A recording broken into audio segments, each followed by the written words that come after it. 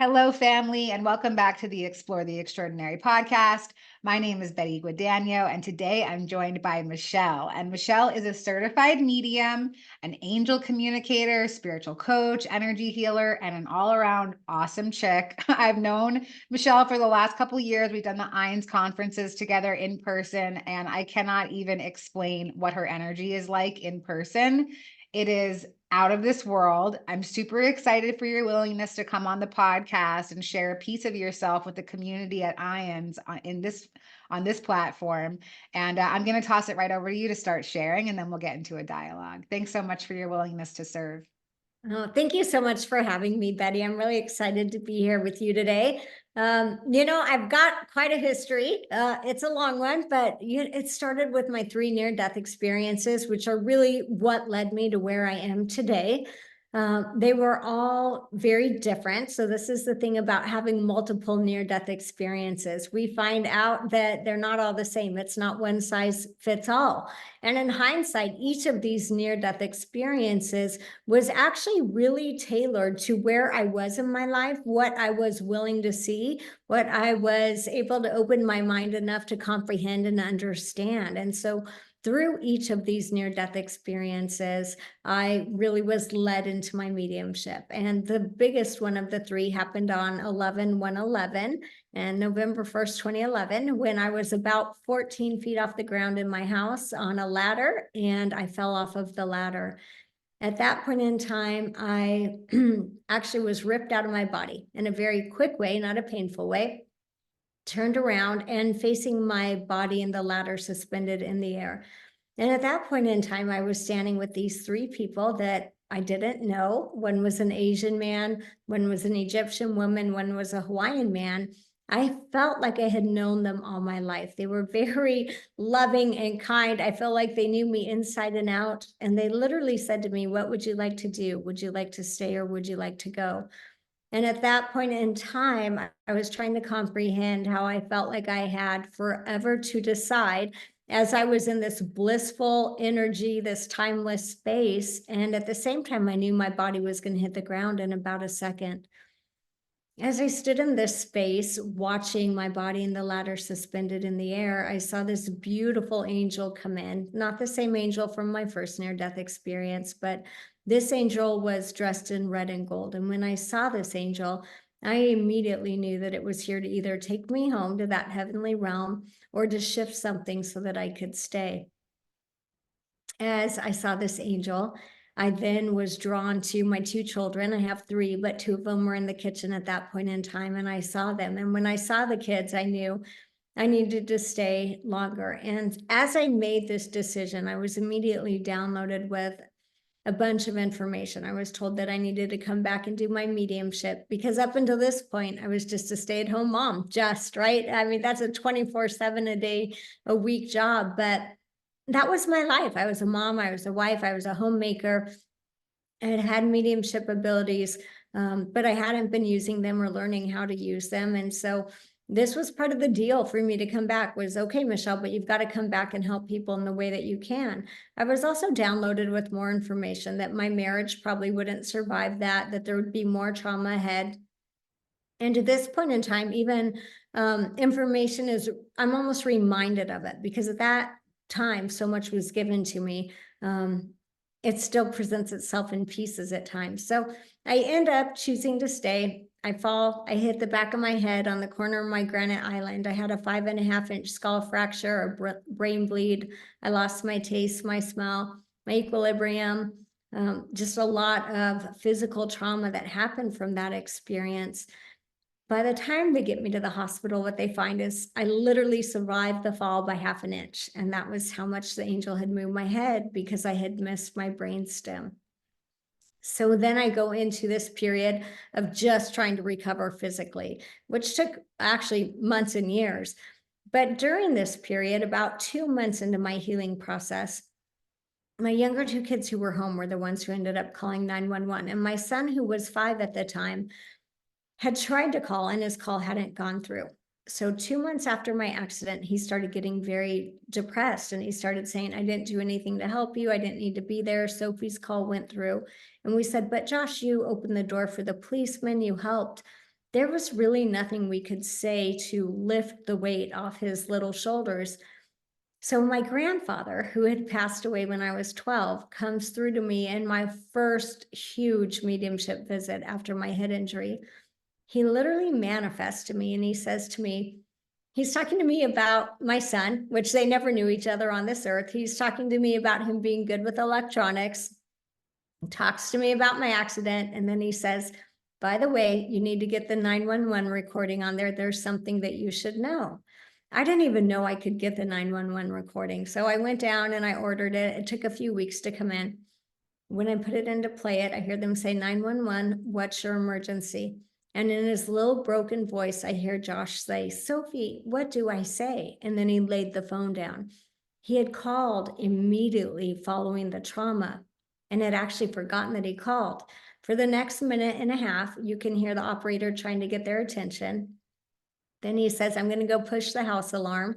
And she says, hold on, let me try calling 911. She hangs up the phone, redials 911, and there's a second call where her call went through. And they actually patched her through to the fire department, who was already en route because of my son's first call. At that point in time, I was really overwhelmed by, number one, the significance of what my mediumship had just brought in, that my grandfather from the other side was able to communicate information to me that I did not know existed. And not only that, it ended up changing the course of my little boy's life. When he came home from kindergarten that day, I said to him, I said, Josh, I got the recording, your call went through. And it was as if I had lifted a 10,000-pound weight off these little shoulders. And you could see his self-worth and his feeling of significance come back in because he had done something to help me.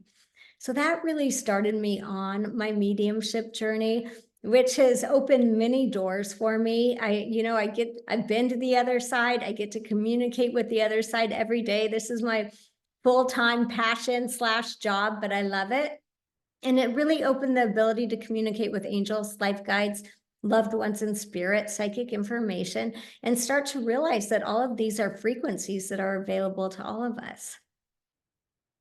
Wow. Oh my goodness. I love I can listen to your story literally over and over and over again and not get tired of it. I absolutely love it. And I'm going to attempt to like patch in. I just did a mediumship session with Michelle just last week, and it was like a Christmas gift to myself. And I was really amped and excited to do it because number one, the fact that your third near-death experience happened on 11/1/11, I'm like, this girl's for real. I don't even need to know anything about her. Her near-death experience was on the most spiritual day ever. Like, it's for real. But I do want to try to edit in a little clip of that awesome confirmation. And it was really so comforting. I'm so grateful for you utilizing your gift and sharing it with the collective. Yeah. So let's start.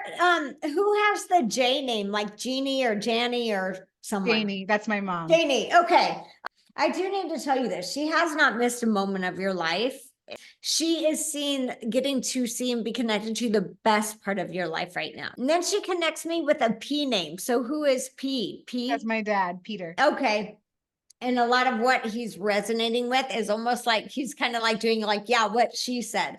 I know. Thank you. It is always just, well, number one, an honor and a pleasure to connect with you personally, but it's also always just an honor to be able to hold that space for any human to realize we're not living this life alone. Yes, I love that. So I want to shift gears and talk about the last IANDS conference, the 2023 IANDS conference in Washington, D.C. You gave a presentation. It was so impactful and so powerful because you had just gone through some personal tragedy. And I'm wondering if maybe we can start a conversation about that, and you can share a little bit about it if you feel comfortable. Yeah, absolutely. So 2 weeks prior to the IANDS conference, my life partner had actually transitioned by suicide. It was completely unexpected. We knew he had depression. I was not surprised by that. He had it on and off. But even his ex-wife and daughters would say, Michelle, he was the happiest we had seen him in years. So There were no warning signs. None of us saw this coming. Everything appeared to be coming together in his life. We were planning a future. He was getting the new job he wanted. And I was actually out of town with my daughter when he decided to make that choice. So in that deep grief and deep trauma, somehow I managed to make it to the IANDS conference. And I will actually say somehow, because literally the day before I was like, I don't know that I can get on the plane. But there was this calling in my soul that knew that, just like with my 3 near-death experiences, this was a story that would be able to help someone else on their journey. So many of us are touched by suicide. And so since his transition, I've actually done a lot of work diving into our soul plan, because I do believe we have plans that we create for ourselves before we come to earth. I've really dived into what our relationship means. And I can actually even say, on the human level, I have known this since the moment I found out, which was, even though there's so much pain and trauma that I'm still working through, because it's only been 5 months, because of the way that we loved each other, I would choose to do it again, to feel that type of love in this earthly life and to be able to share that with him. And I know that sounds almost crazy, because it is a catastrophic tragedy. And at the same time, with the spiritual knowledge that I have, this life is all about love. And so maybe this is why we choose to come. And we know it's going to be hard. I will tell you, in my 3rd NDE, I remember my spirit team saying, okay, but your marriage is going to end in divorce and this and that. And I remember being like, okay, send me in, it'll be fine. So when we are in spirit world, it does feel like it's going to be easy. And then we get here and it does not feel easy. But I remember making that conscious choice. And suicide is something, as you know, at that conference, I didn't even know until that morning. Am I going to talk about this? Am I just going to go in and talk about my near-death experiences? But there was no way I couldn't bring this in and weave in it the lessons that we learned from the other side. Wow. And I will say, as a person that was in that room, it was extremely powerful and it touched a lot of people in a really personal way. And I think that that's also really important, because this is a super heavy topic. How do we like mesh those two things together? How do we talk about the darkness of the human experience, or perceived darkness, because there really is no such thing, but and then talk about spirituality in the same breath. So maybe because you have access and you've seen sort of your soul plan with your partner and things like that, maybe you can talk a little bit more about, why do souls choose such challenges? Like, he was dealing with depression. Do you think that souls sign up for suicide to ever actually be an exit point? Yeah, I mean, those are great questions. So what I have found for him, when we create our soul plan, any of us, we're coming in truly body, mind, spirit. So we're picking a body that has some DNA to it. And that DNA might have a good chance that it will end up with breast cancer or addictions or depression or pancreatic cancer or something like this. So our soul knows this when we're choosing our family, that we are choosing a DNA line that has most likely some of these things will be available. Then we have our mind, which says, I'm not going to take that drink, or I'm going to exercise and eat healthy. And then we have our spirit, which is also saying, where do I want to go in this life? We have free will on the human level and the soul level. The soul level has free will to create the plan. The human level has free will to follow through with it, or just, spend a year chasing our tail in a circle like a dog. And because of this, with him, I know that on some level he knew he was signing up for a traumatic life. He had a lot of childhood trauma. In hindsight, here's what I will tell you. People tried to treat his depression. No one ever treated his trauma. Those are two different things. And I think that that gets overlooked with many, many people who are suffering from depression right now. Let us give you a pill. Let us give you this. Let us give you ketamine, but let's not deal with the trauma. Well, we've got to treat the trauma. So that was part of it. The other thing is, I do not believe that anyone is ever destined to transition by suicide. Let's be honest, it's an option for all of us. Every single human has that ability right now. And so it is part of a free will choice. Thank God most people will not take that option. Most people will continue on, but it is an option that we have that exists in this realm or this dimension. I don't think it exists in every realm, but we have that option here. So did he come in knowing that there was a good chance he would leave this way? I believe he definitely knew that was a strong possibility. I do not believe suicide is ever etched in stone. But I will say this, and I think a lot of people might know Robert Schwartz, and I've connected with him since Gary's transition. And one of the things that he really impressed upon me, and I just own this as truth, I was so grateful for him to share it. But the other thing is the medium side of me, the side of me that feels soul plans, said, oh my God, that is truth. It just rang throughout me, is that every soul that leaves enough of an opportunity to not leave by suicide, they will open and they will not be taken by suicide. So what I mean by that is that morning, had Gary been able to look out the window and said, oh my God, the sun is shining, what a beautiful day, that would have been enough of an opening for his soul to stay. For someone else, maybe going to the grocery store and a stranger smiles at you, that would have been enough of an opening for your soul to stay. But the souls that transition by suicide have closed their soul so much that really there's not an opening in that moment for any human or any other soul to create the opportunity for them to stay. Wow. Yeah. Thank you. Thank you. Thank you.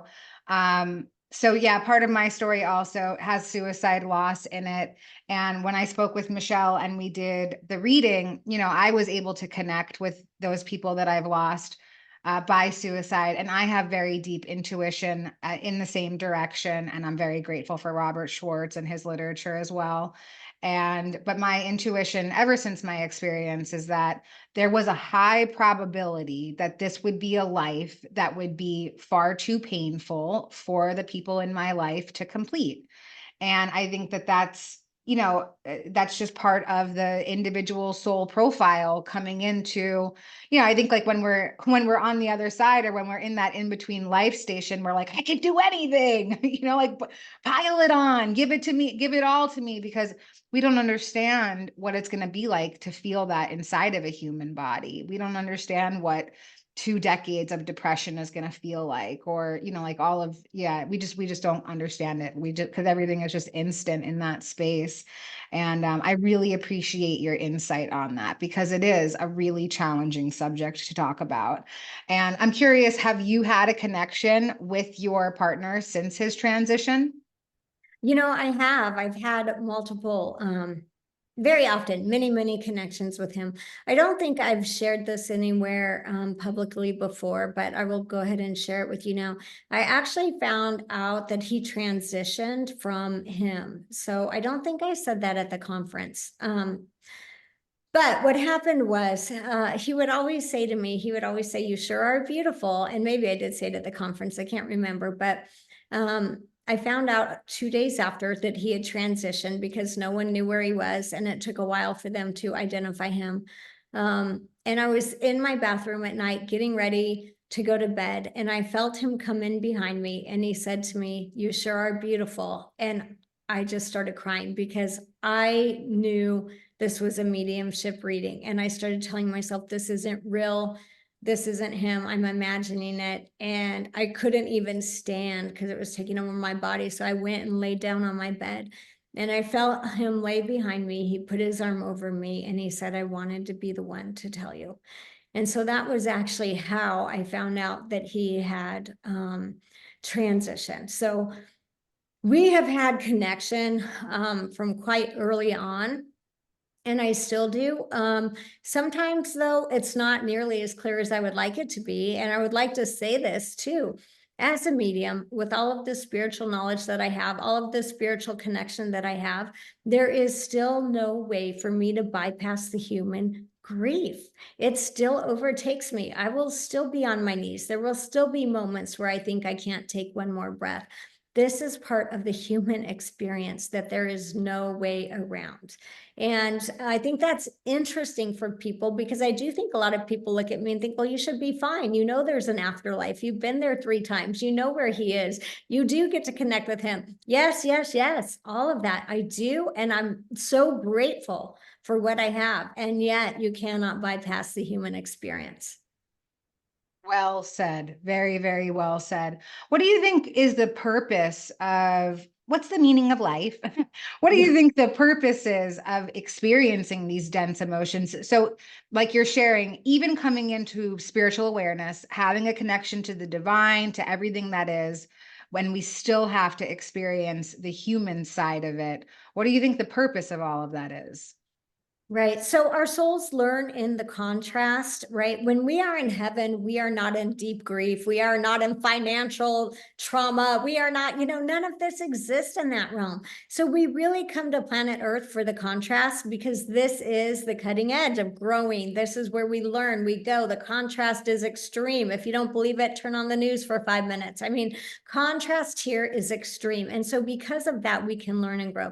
Now, I can speak personally to my soul plan, which I've dove into since Gary's passing, because I wanted to know why, and I had to do it in my own way, and I have to find healing in my own way, which might look different than a lot of average other people reasons, things others would choose. But for me, one of the things in my soul plan, which resonates with me, and I'm going to tell you, I do not know what I was thinking when I thought this was a good idea, but it was this: I want to come to Earth and I want to find God in the darkest dark and in the brightest light. And I want to be able to touch him in both places. Clearly, I did that in my 3 NDEs. And in the grief of Gary's suicide, I have also been able to find God in the darkest dark. I don't suggest this. There's got to be easier ways for everyone to connect to source. But that was part of my soul plan, is that I will find you in the brightest light and in the darkest dark. And I have. And in those moments where, and this is just part of grief, I want to be clear, I'm not suicidal, but part of the grieving process is saying, do I still have to be here? I don't want to be here. You don't need me anymore. Even in those moments, I have felt God, known God, seen God. And I've actually even gone to this point. All right, this is just also something I've never talked about, but it'll be coming out in book 2. I have gone to the point where I am in such deep grief. I am crying. I'm telling God, you don't need me. Please let me leave now. And by the way, you could just send a walk-in. If we need this timeline to continue, send a walk-in. No, I don't know. Michelle can go home, send a walk-in. And in that moment, I heard Source say to me, you would be really disappointed if you left now. And it was so profound and so deep and so loving. And so here I am, no walk-in, moving through grief, trying to shine some light to help others move through theirs and through their path, and to remind everyone that we are connected to source. But that's a bigger message for everyone. Our souls are disappointed when we leave early. Our souls didn't create that life plan because they didn't feel like they were invincible and they could do this. This is where our soul is when we're creating this plan. But we come into our human form and we forget how truly powerful we are. And then we start giving away our power and it starts to eat us up. Wow. Yeah. You're saying so many things that are resonating so deeply for me. And I'm so grateful for this connection. Truly, truly. So you're talking about soul plans, and I'm wondering if maybe we can go a little bit more into that too. And well, the thing that's kind of coming up for me now, in your 3rd near-death experience, they said that you had to come back and start to practice your mediumship. So in the first 2 near-death experiences, I don't know if I know this information about you. Were you vocal about what had happened to you, or was the 3rd near-death experience kind of your coming out of the spiritual closet? Yeah. So in the first one, I knew I had had an experience, but I didn't know what that was. It took me a few weeks to share that with my mom. And in that one, I didn't get a choice. It was just boom, back in my body. Holy cow, this is heavy. This is dense. There was no choice. My second near-death experience, Jesus came in, and in that one, I could tell I was leaving. My son was 6 weeks old, and he was energetically calling to me because I was getting ready to transition. And I started praying and asking for help and saying it wasn't my time. And Jesus came in that one and really created the space for me to be able to stay. In my third one, the option was, do you want to stay or do you want to go? But if you stay, here are the conditions. So as far as the conditions, when I chose to stay, it was like, you're going to have to do your mediumship now. And that's really what opened it up. So yes, I was pretty much in the spiritual closet until my third NDE. And then at that point in time, it just started unfolding. So I went to, after my grandfather came through for my son, I started counseling because, of course, I'm talking to dead people. I needed to tell the counselor this, and Spirit guided me to the right counselor who said, oh, Michelle, what a gift. Let's get you a mentor, and not trying to give me medication or something, right? And so that just led, then I started mentoring for a few years. I became a certified medium, and it's just opened and opened. The healing energy that I'm able to facilitate, angel communication. Oh my goodness. I'm telling you, it's been such a gift. Incredible. You know what question came up for me while you were saying that? So that's incredible that spirit led you to the right counselor, because I feel like for a lot of people that doesn't happen. But do you think that that could be part of a person's soul plan as well, to interact with maybe professionals that don't understand or go down that whole sort of spiritual emergence path? I do think so, because it depends on what the soul really wants to learn. Do I want to persevere? Do I want to tell people? I think for my soul, it said, listen, by the time I get to you, I've just about had enough. So I'm going to need you to tell me I'm not crazy and that this is a good thing, So, but she's a very significant person in my life ever since those sessions. I mean, we still stay in contact. We moved into the friend zone, right? But I think that this was a soul agreement that she said to me, and when you get to this point, Michelle, so-and-so will point you my way and I will guide you where you need to go. I love that. That's so great. And yeah, you know what? I identify with that as well. I think that after my experience, if somebody had said, like, nope, you're going into an institution and you're going to be in a padlocked room, I don't think that my soul could have handled all of that. Right. And you mentioned stuff about walk-ins, and this is such like a fascinating subject. And I'm curious if maybe you can just explain your understanding of walk-ins and what that is. Yeah, so my understanding, mostly from spirit world, I've only met 1 or 2 humans that are walk-ins. I do not think it's common. First of all, let me start by saying this. I think walk-ins are a rare occasion, but my understanding from spirit world will be when there is a timeline that needs to continue to exist on planet Earth for whatever reason, but it feeds into the bigger scope of things, the bigger human consciousness. So this timeline must continue for whatever reason. Because of that, sometimes souls come to planet Earth and they're like, whoa, this is too much. I mean, really, every human's felt that way at least one point in their life, right? But for these souls, it is really too traumatic. And the soul literally will say, I can't stay any longer. So then what will happen is there might be a car accident, or there might be a motorcycle accident, or you get thrown from your horse or whatever. And people will say about this person, they've never been the same since that accident. Because what happens in that accident, whether this is a car accident or a concussion or whatever this is, that soul that originally came in and took over that timeline, that was born into the timeline, has now left, and another soul has agreed to come in and continue the timeline. So that soul is called a walk-in, because they walk into a timeline that's already existing and needs to continue, and they take it over truly for the higher good, and also the experiences that their soul will get. Thank you for that explanation. And in that route of, talking about this type of soul experience, what's coming to my mind is about the individual soul personality. So is there such a thing? I mean, when I think about the law of oneness, I think, am I fooling myself thinking that my soul is like this individual personality? Or do you think that there's levels? So like, even for my linear mind, it helps me to think that, yes, my soul is an individual personality evolving for the greater good. But then when I think about it in a bigger sense, it's like, well, actually, my soul is just kind of like this big, like, it's a piece of source, and it's much larger. How, yeah, what's the conception that you have around that? Okay, so for me, what I would say about that is when I think about source, right, and I think about the oneness, I think of it as depth. So some people with near-death experiences are like, I saw the light and I came back and that was it, right? That was as far as they wanted to go into it. Other people in near-death experiences merge all the way into the oneness. So when we truly merge our soul deep, deep, deep into the oneness of source, there is no personality because we are one. But I want you to think of depth going in and coming out. So when we're out here on the outskirts playing human, we have our own personality. We're at the end of the ray of light versus being in the sun itself. So there are personalities that exist. And I know this from my mediumship too, because if I had someone who came in and said, oh my God, I was the nicest man, everyone loved me, because they're in the oneness, this person would look at me and say, that's not my dad. He was mean. Everyone thought he was the meanest man in town.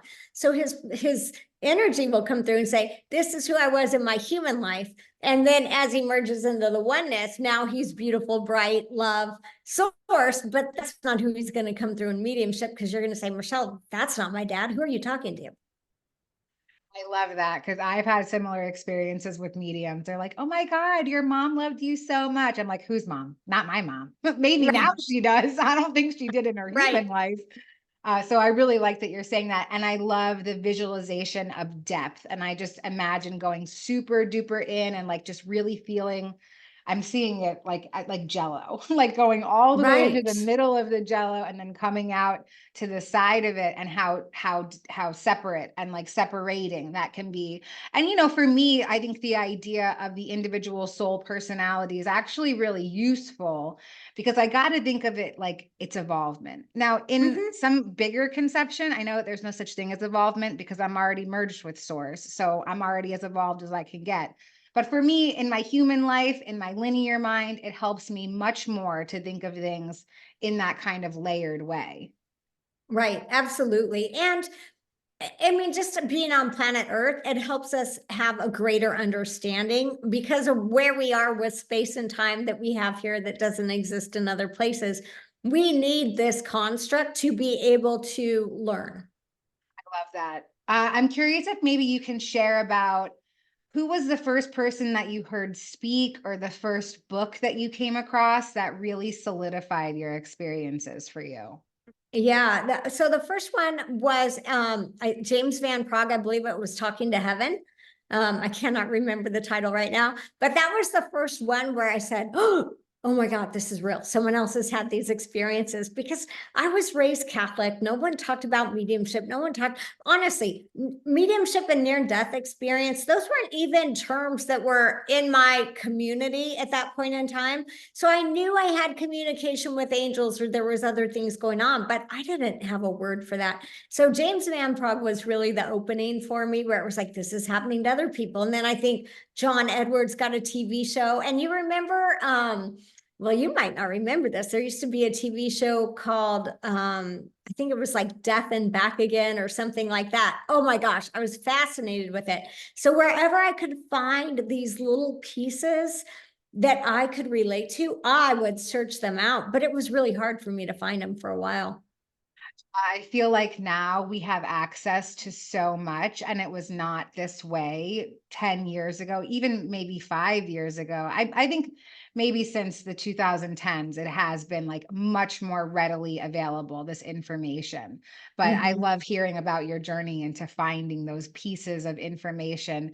I think that confirmation is so important, which is why it's absolutely vital to create conscious space like what we're doing right now, how we're having this conversation talking about very big concepts, to give other people a little bit of solace. Maybe somebody's saying like, oh my goodness, that happened to Michelle, it happened to me too.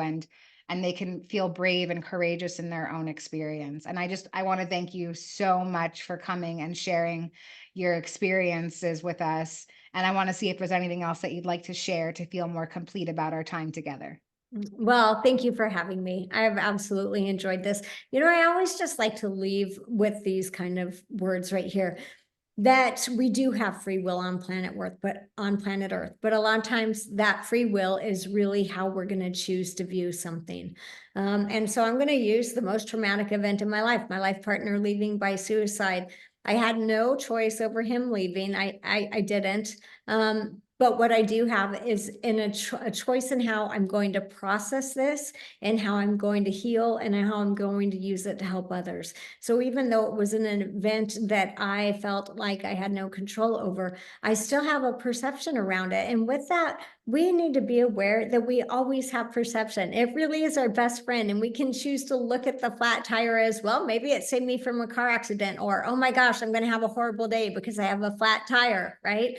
So from little things to big things, really own the fact that your perception is what creates your reality. And the truth is, the universe is always on your side. It is always trying to back you and bring you the experiences that you want, not just on a human level, but on a soul level too.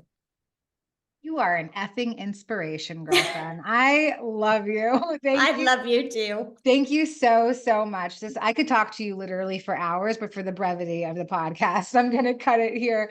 And I just want to thank you so much for your service to our community. And we'll see you next time. Thank you so much.